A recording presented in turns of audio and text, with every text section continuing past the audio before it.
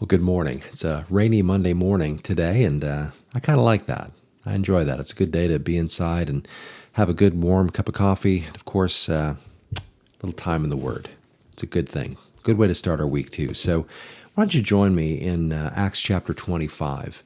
We are kind of making our way through what is the final section of this book. Paul is ultimately now getting to Rome, and he's going to eventually appeal to Caesar. But last time we were here, we saw that he had been questioned under Felix. Felix basically kept him around for the time of Festus, and Festus is now going to spend some time with him as well as this sort of can gets kicked down the road further and further in the person of Paul, where he ultimately will find himself going and standing before Caesar in the days to come. But for now, in chapter 25, we read how now when Festus had come to the province, again, Festus having replaced Felix, after 3 days he went up from Caesarea to Jerusalem. And then the high priest and the chief men of the Jews informed him against Paul, and they petitioned him, asking a favor against him that he would summon him to Jerusalem while they lay in wait to ambush along the road to kill him. So once again, there is this plotting among not just a group of common everyday, ordinary Jewish people that didn't like Paul, but even the leadership is conspiring for his death. And the reason they're conspiring for his death, once again, just quickly, is that he is somebody who, having been one of them, having been a Pharisee of the Pharisees, a member of the Jewish leadership, a rabbi well-respected, a teacher of the law, an observer of the law, with such tremendous zeal that he became sort of he was admired by many others who sought to live in accordance with the law as well. And so he was a high-standing practitioner of the Jewish religion, very zealous in keeping it. But then he met the Lord on the road to Damascus. We read about this in Acts chapters 8 and 9. We see his conversion, and he ultimately goes from being this huge persecutor of the Christian church to becoming the central figure in it, as the book of Acts ultimately reaches its conclusion. He becomes this writer of a third of the New Testament. He becomes this ardent church planter, an evangelist, an apologist, and he would go from synagogue to synagogue as he went from city to city. Even though he was called to be an apostle to the Gentiles, as he himself said, he never lost his fervor to see his countrymen according to the flesh, his kinsmen according to the flesh, come to know Jesus. Even as he says in Romans 9, we see his mission, his commission by the Lord himself when he goes to see Ananias. He's called to go both to the Jews and Gentiles. He's going to be a witness to both. And he takes that seriously everywhere he goes. Well, the Jews hate him because now he's preaching this gospel of grace that is the culmination of what the law was all about. One of Paul's great treatises. We've mentioned it here often. We've gone to it from time to time. One of his great elements of his writing is found in Galatians chapter 3, the whole epistle, really. But in particular, in Galatians chapter 3, we see this wonderful exposition and explanation on the purpose of the law as this schoolmaster to help us come ultimately to recognize our need and our only capacity, our only means of salvation to the glorious figure of Christ Jesus who fulfilled the law. And so even, really kind of explaining in a sense what Jesus said in a nutshell, I've not come to destroy the law, but to fulfill it. And Paul goes on and gives great explanation on what that looks like, what that means in the person of Christ, and what the purpose the law served in directing people really to two ultimate conclusions. One is that we couldn't keep the law. I say we, I mean the Gentiles were never under the law, it was always the Jews. But ultimately through Israel, God was using them to ultimately express his glory, his love for man, his means of salvation in that.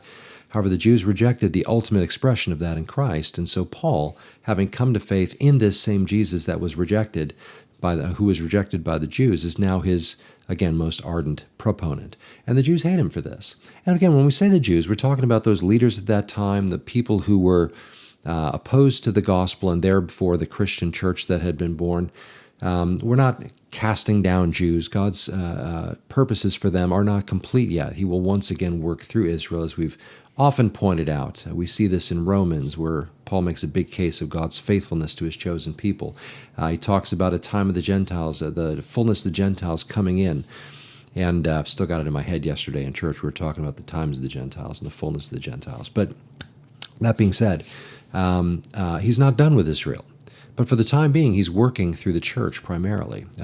Exclusively, really. One day he'll work through Israel once again. But so they hate Paul. They hate Paul. That was all that diatribe, to simply say this. They hated Paul because he who once was one of them and persecuting the Christians was now one of the most central figures within the Christian church. And the reason they want to kill him, the second thing, is that they can't make a case against him. Which is fascinating on a number of levels, not the least of which is that Paul is able to make a case for the gospel from the Old Testament. As a matter of fact, when we think about, like when Paul appeals to the Scriptures, or when anyone in the New Testament appeals to the Scriptures, for the most part, they're always referring to the Old Testament. One exception to that would be when Peter holds Paul's writings on par with Scripture. They're already being recognized as Holy Writ. But by and large, when they talk about the Scriptures in the New Testament, they're referring to the Old Testament. So when, for example, in 1 Corinthians 15, when Paul says that, that Christ died according to the Scriptures, that he was buried and he rose again according to the Scriptures, he's not talking about the Gospel of Matthew, Mark, Luke, and John. He's talking about the Old Testament. He's talking about places like Isaiah 53, Psalm 22, places where David would speak about in the Psalms about how you'd not let your Holy One see corruption in the grave and such. This whole case made of the gospel from the Old Testament is a very significant point. And Paul is able to do that. And because he's able to do that, he is intrinsically connecting the Old Testament, the Old Covenant, with these dynamics that have now come to the fore in the New Testament. Why? And how? Simple, because the New Testament is the fulfilling of the Old Testament. This is why in Acts chapter 15, the very first council of the Christian church centers on this very issue. And they resolve that, in fact, the gospel is now the fruition, the fulfillment of the promises of the Old Testament. Therefore, nobody is under the law in that regard anymore. And so Paul in Colossians goes on to say, don't let anyone, hold your feet to the fire when it comes to things like Sabbaths and new moons and festivals and such. These things were a shadow of the reality that is in Christ. And so they are trying to destroy Paul because he's making an irrefutable case for the messiahship of Jesus, whom they are responsible for crucifying. And so this is an offensive message to them. And since they can't make an argument from Scripture, since their religion does not, in fact, deny the truths that Paul is putting forth, since they don't have an argument, they're just seeking to persecute in silence. And so it's important to understand the dynamics behind this. But this is what's going on as they're plotting Paul's demise. But, of course, God's providence is at work. God's hand is upon Paul, and Paul's time is not up yet. As a matter of fact, there's this wonderful passage that we almost got to in church yesterday. We're going to be going into it in the weeks to come, where we talk about the two witnesses in Revelation chapter 11. And as they go through their ministry for 1,260 days, doing miracles and signs and this kind of thing, and they cannot be touched until the time is up. And it goes on to say, as a matter of fact, it's in, I'll just read it, it's in Revelation 11, verse 7, when it says, "And when they finish their testimony," and it goes on to speak of the beast who ascends out of the pit, who's able to, at that point now, finally kill them. But it wasn't until they had finished their testimony. In other words, God had a period of time that they were going to be used, and it wasn't until that time was up that he would then allow them to be touched by the Antichrist, and ultimately they would see their demise, but they would, of course, be with the Lord then. Well, similarly with Paul, this is not the first assassination attempt on his life. This is not the first ambush that has been planned to try and end his life.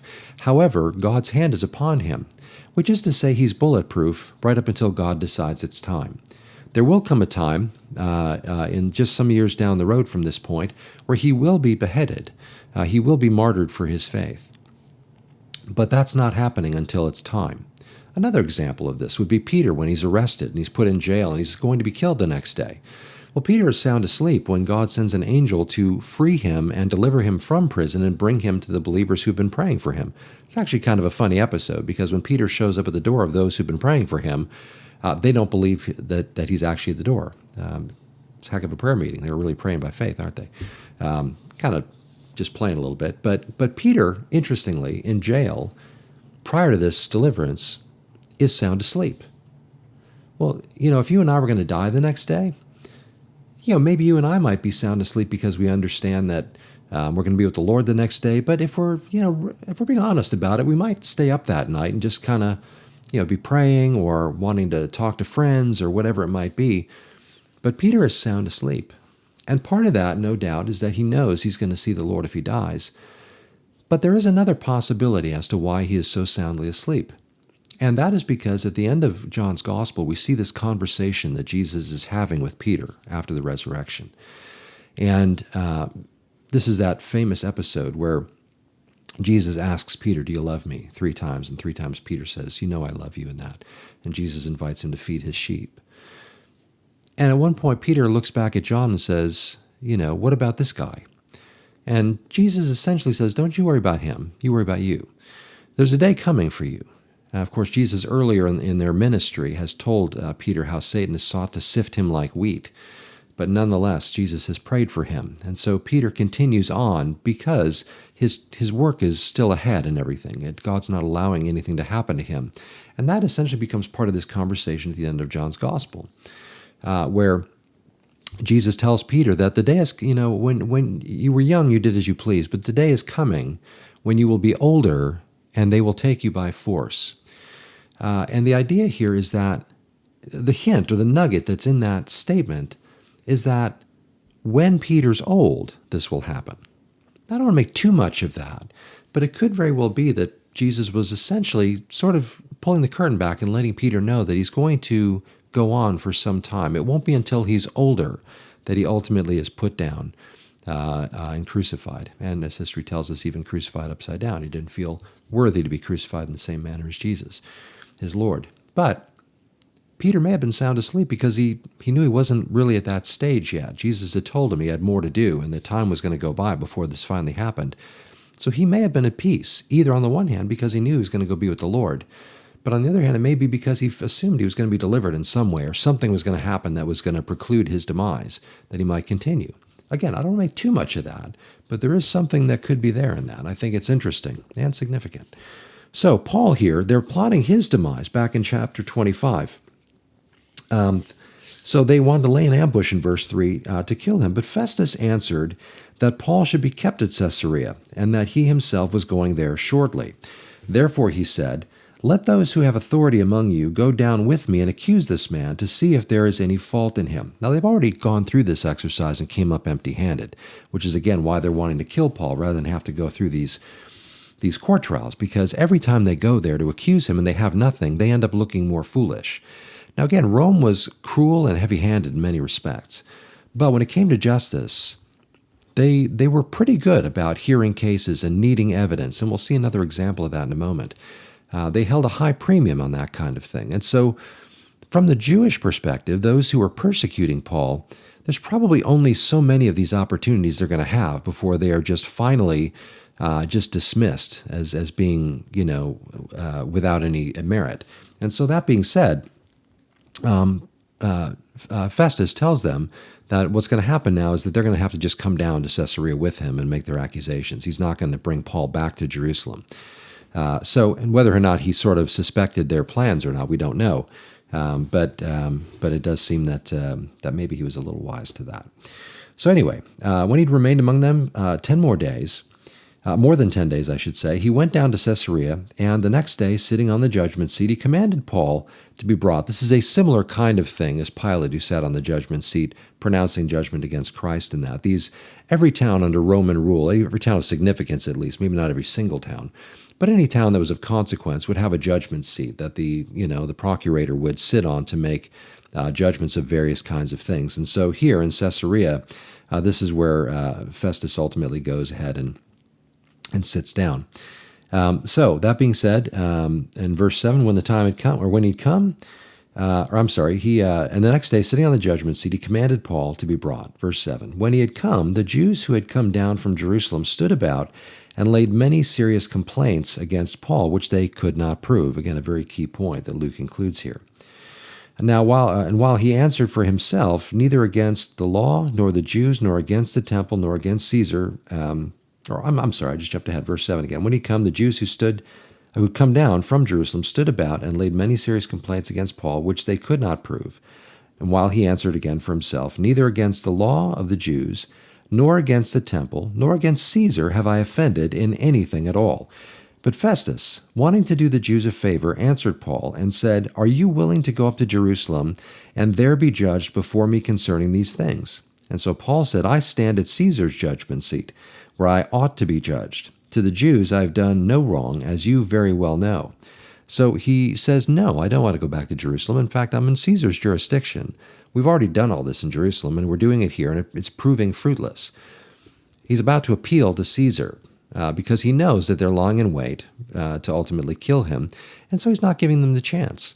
And so ultimately he's starting to make the case that he wants to appeal to Caesar. Verse 11, For if I'm an offender or have committed anything deserving of death, I do not object to dying. But if there is nothing in these things of which these men accuse me, no one can deliver me to them. I appeal to Caesar. Big change in the legal game plan now. Then Festus, when he, or a big step forward in the legal game plan. Then Festus, when he had conferred with the council, answered, You have appealed to Caesar? To Caesar you shall go. And so now the decision is made, and the journey is about to commence. Not without one more stop before a couple really, but not without another stop before we go. So verse 13, After some days, King Agrippa and Bernice came to Caesarea to greet Festus. Now, Agrippa, this is Agrippa II, son of Agrippa I. Ultimately, Agrippa II is a grandson or great-grandson of Herod the Great. He's likely a great-grandson of Herod the Great. And so he is among the family of the Herods, and he's also, as I believe history shows, he's the last of the Herods to really have authority in this area of Judea. And so this is sort of the last stop before he would ultimately start making the journey to Rome. So, and Agrippa, by the way, is installed by the Romans. He's essentially a Roman sort of vassal that's put in place to make sure that peace is kept. He has connections with Israel, with the Jews personally and all this kind of thing, but really he is a person who's put in charge, sort of a Roman rubber stamp for things. Make sure that things go smoothly, make sure you keep peace in your area, and you can keep your head, basically, is kind of how that works. And in the Herodian family, that's not really overstating it. So anyway, so they come down to Caesarea to greet Festus, and when they had been there many days, Festus laid Paul's case before the king, saying, There is a certain man left a prisoner by Felix, about whom the chief priests and the elders of the Jews informed me when I was in Jerusalem, asking for a judgment against him. To them I answered, It is not the custom of the Romans to deliver any man to destruction before the accused meets the accusers face to face and has opportunity to answer for himself concerning the charge against him.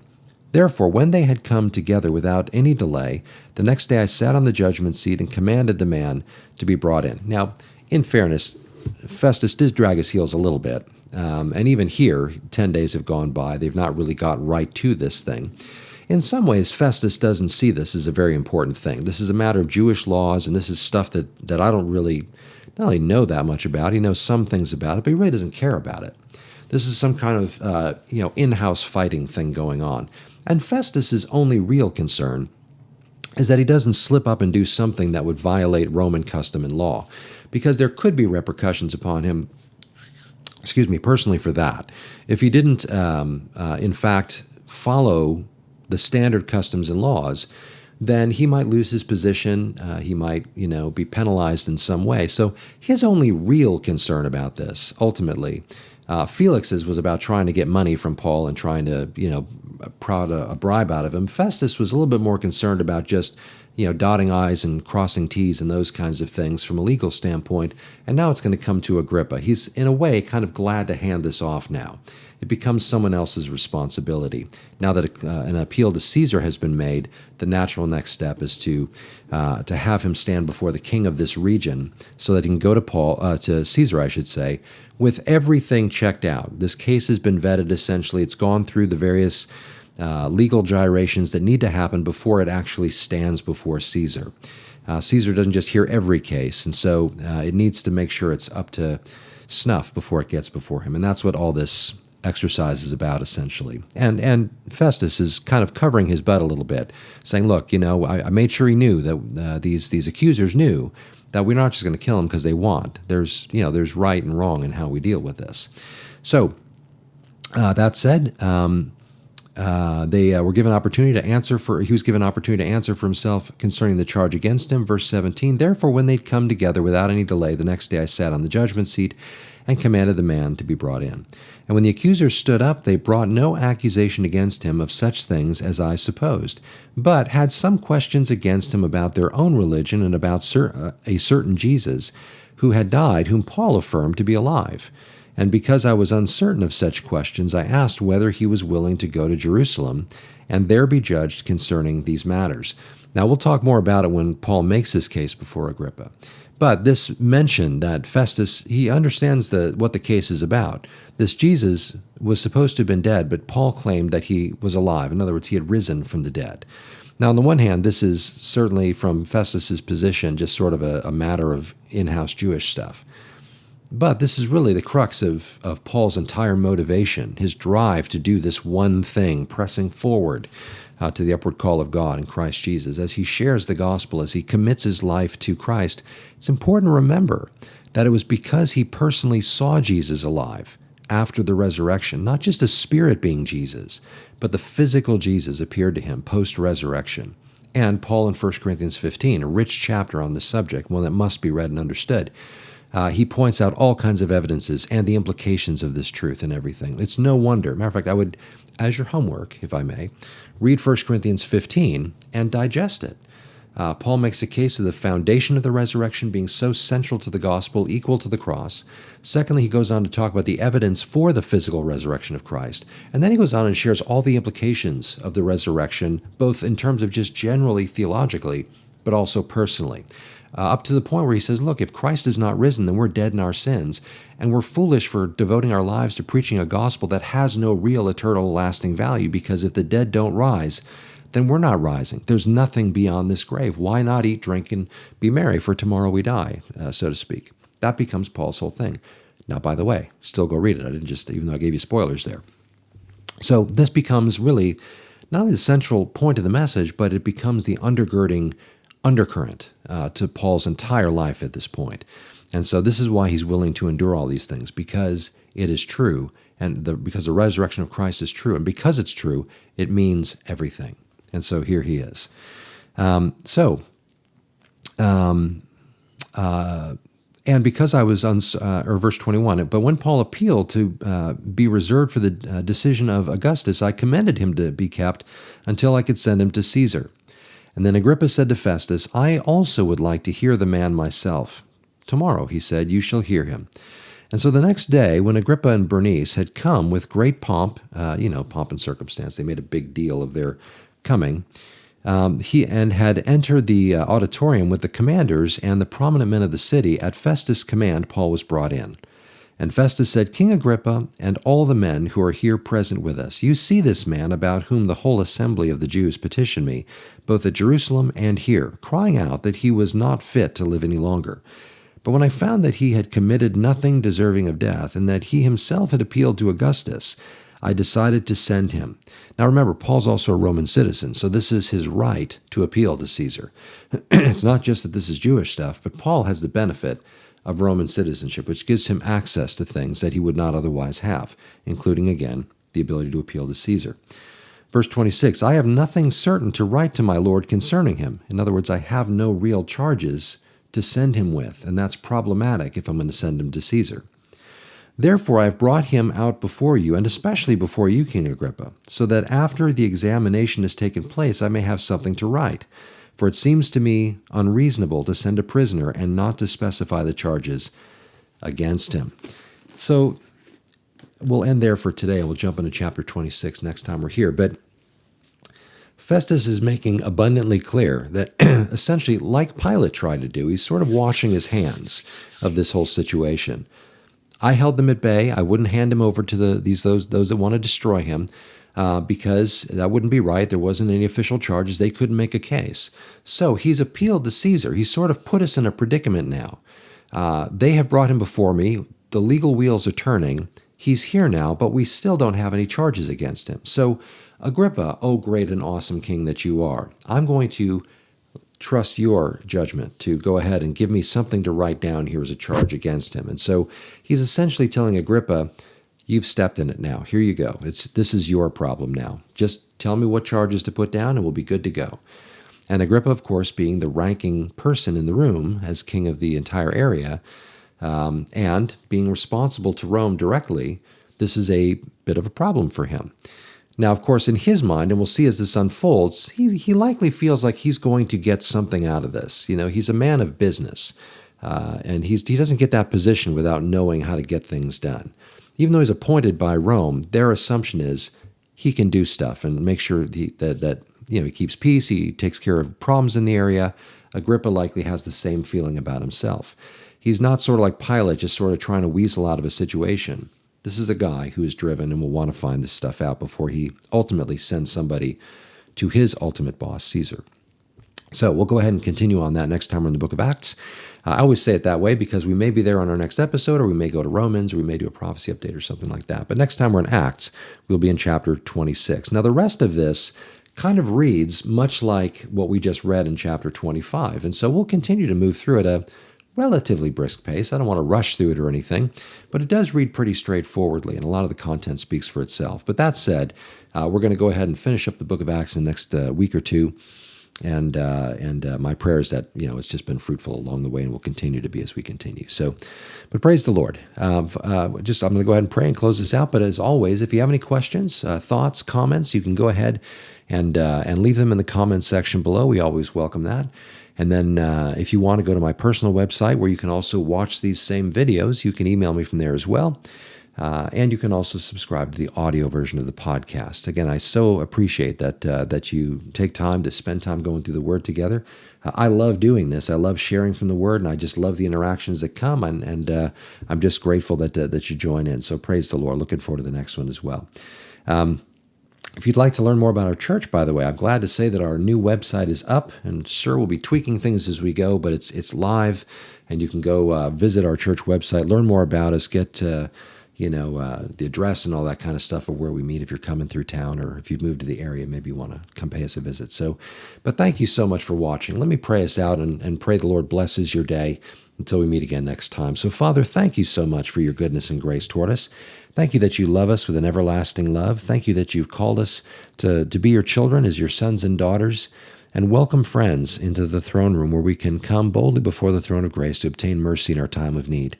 We thank you, Lord, that like Paul, our lives are instruments in your hand, and that, Father, we are going to be here until you decide to bring us home. We will not leave a day earlier or a day later, but we are in your hands. So help us to live in the confidence of knowing that as we serve you, as we walk with you, that we stand as those who are untouchable until you decide it's time.